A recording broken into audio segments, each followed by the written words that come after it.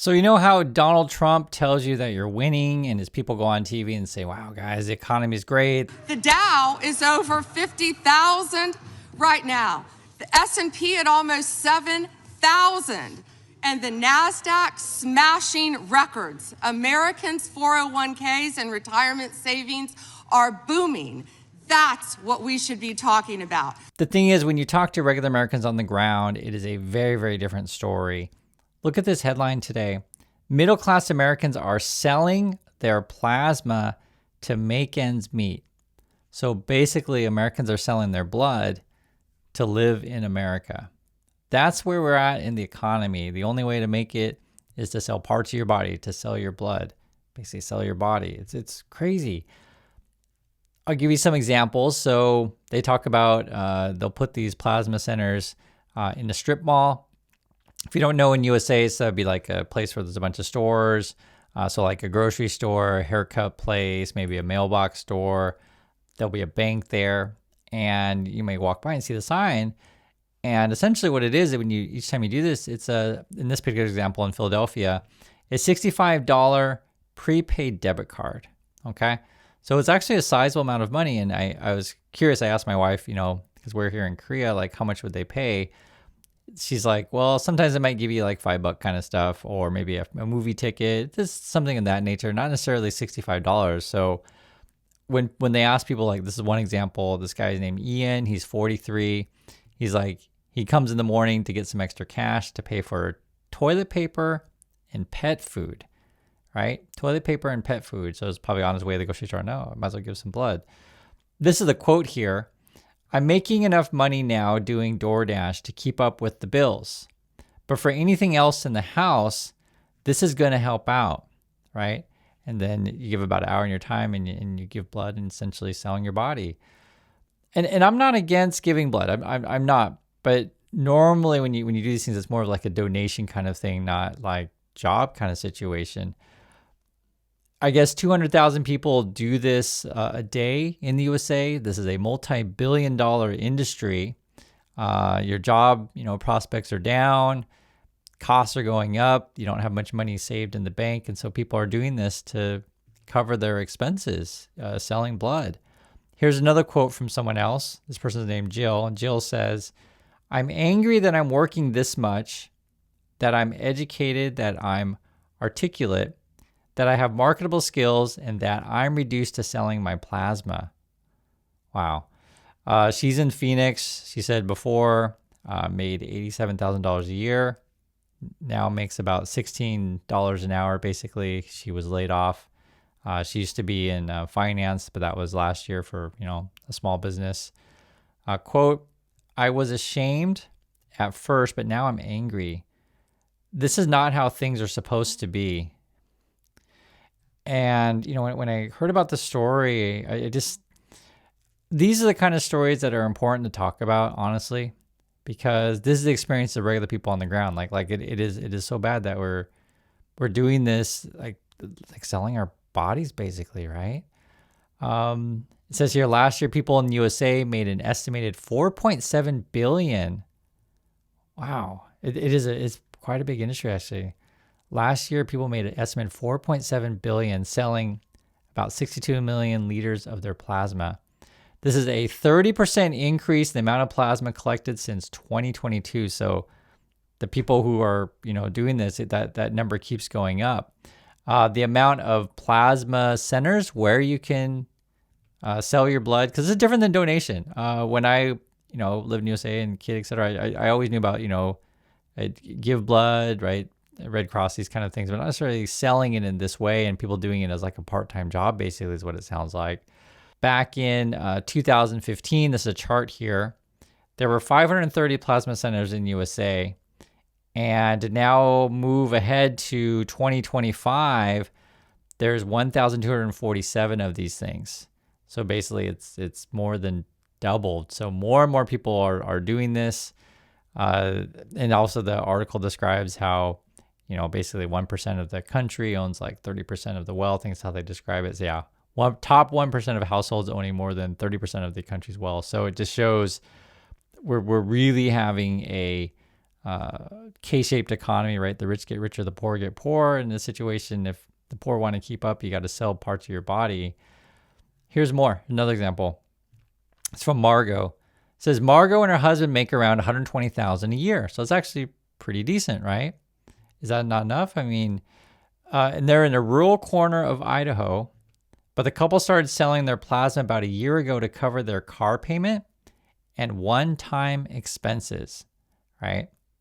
Like new tires and medical bills. And that stuff can add up. I bet the medical bill thing's quite a bit of money, actually. That stuff can add up. And this is sort of why in USA, like if you reduce the cost of healthcare, like make healthcare affordable, that would help a lot of people. It's something we talk about all the time on the channel, right? And tires, that's hard to control, but the medical bill one, and that's probably much bigger than the tire situation. Another person, for example, and this is in Oklahoma, so that was Idaho, they're doing it. In Oklahoma, they're doing it here. This guy named Larry, he's 64. He said, started selling his plasma in April after his rent increased to $800 a month, taking a significant chunk out of his $1,800 a month take-home pay, right? And then he's also a bus home monitor. He's a school bus monitor for children with disabilities. So, that's just make sure kids are safe, right? And it's something you'd want to do. Also says, Erin is another person, started selling her plasma in the past year to pay off debt and bills not covered by her cleaning jobs and her husband's salary at the heating and cooling company in Fresno.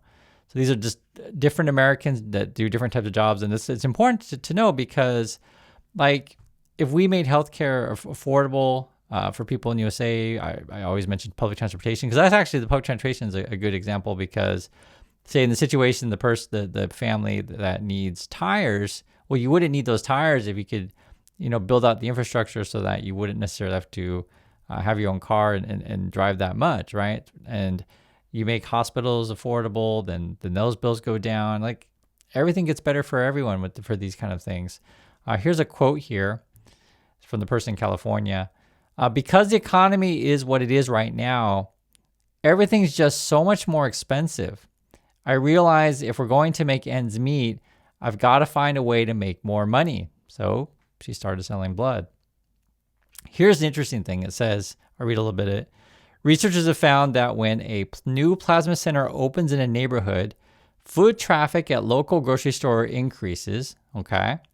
Interest in payday loans declines, and crime goes down, an indication of the way money for plasma props up household finances and for necessities. So basically what this is telling you when people aren't struggling, right, in this situation, I'm not saying the answer is open up more plasma centers and have people give more blood, but this tells you when people aren't just struggling just to live, crime goes down, right? That's actually a pretty big factor. From the Trumpers' point of view, is like, crime's out of the, it's crazy, out of control. Let's send the military and everyone and just start shooting people. Wow, fantastic, right? But there's another way to think about it. Is like, and I'm just talking about healthcare and transportation. Like that would greatly increase the health of society.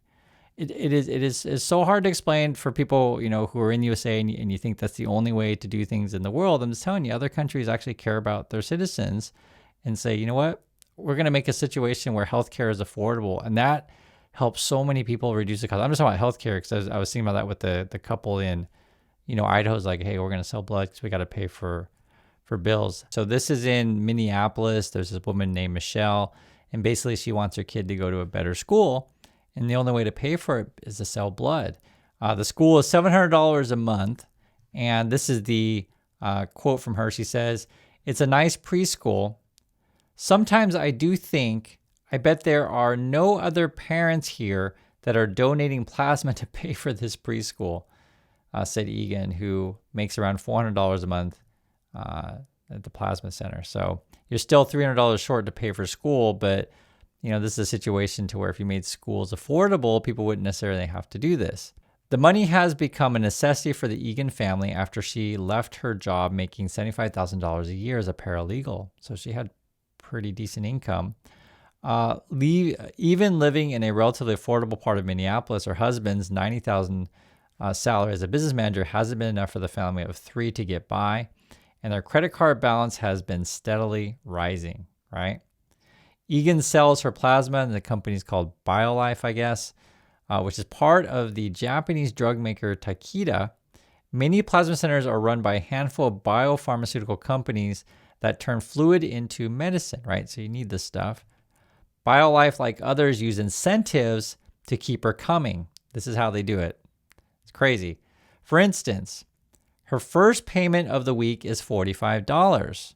But if she goes back a second time that week, she gets $65. Oh, God. So it's not even just $65 a pop or $45 a pop. You know, you do it twice a week, you get an incentive to come back in the same week. $45 the first time, $65 second. I'm just shaking my head. In November, the company ran a, quote, sweeter weather promotion. So they even have like special deals to sell your blood, where clients who sold their plasma 8 times that month, so twice a week, 8 times a month, right, would get entered into a raffle to win $1,000. Oh my God. In December, BioLife offered reward points. Oh, you even get a loyalty thing here. Reward points for people who donated 7 times in a month and for 3 consecutive months that they could redeem for gift cards. Isn't this crazy? I've never heard it. Quote, it's like a drug dealer. Once they have you in there, they have to keep you coming back. But they're not a charity. They can get from people to come in and that for amount of money. It's worth your time, and clearly it's worth my time. It's uniquely American economic phenomenon. Only a handful of countries allow people to be paid for plasma and donate as frequently as the USA does. Yeah. So you can do it twice a week in USA, right? So some countries, you know, you would regulate this stuff. Like one would be, you know, we're just doing it by donation and we're not going to do it for money, because if you do it for money, maybe you get people that put themselves in, you know, a bad health situation. Like it's not looking after the health of your citizens, if you see what I'm saying, like when you get people to do it for money. But USA, hey, we'll take your blood. We'll give you a little bit, $65, come in twice a week. See you next week, right? That kind of thing, right? And here's the kicker. There is limited data on long-term health effects, right? If you give blood twice a week and just do that as a job for like a year or 2 years, whatever, like what happens to your health? Because my first reaction to this one is like, are you reducing your lifespan with this kind of stuff? And I know it sounds very dystopian when we're talking about this subject, but this is actually happening. This is a growing industry in USA, people selling their blood to live effectively. Some people report dizziness, bruising, and exhaustion after the process. People lose 10% of their blood volume when they donate.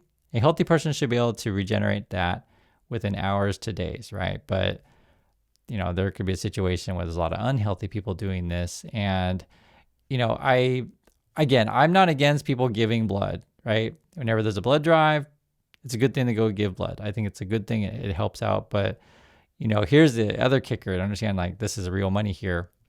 The looser rules in the USA, right? So we don't necessarily regulate this kind of industry. The looser rules in USA have turned plasma into a significant export. So Americans sell blood around the world. America supplies 70% of the world's plasma, shipping $6.2 billion worth overseas in 2024. It's a multi-billion-dollar industry, right? This is all about money. This is USA. Here's a quote. The USA has created a very attractive market for plasma centers. Great. That's from a professor at the University of Colorado talking about this. Here's another quote.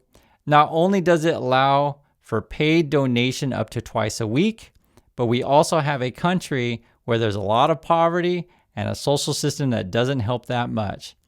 And that right there describes America. And I know it's, again, not a fun topic, but I think it's really important to expose, like, how the U.S. system exploits people, how people like Donald Trump are completely disconnected from people's situation, and how, again, I'm just going to keep harping on this. I think it's an important one. If you make healthcare affordable, right, you just create a whole other way of life. Because in the situation they described, like, hey, give people a little bit of money. In this case, you sell your blood, you get some money. Crime goes down, which isn't that shocking, right? And just think about this. What if you reduce costs? Again, be it healthcare, transportation, you make education more affordable as well. I mean, there's so many problems with USA, but this one really, I'll just say I'm pissed off as well also when I read this. So I just wanted to share this with you. I didn't know this was going on to this effect, but this is what it is. And I want to hear your thoughts on this one, especially too from people outside the country, like outside the USA. Do you guys have these kind of experiences where you are? And I'll catch you on the next video.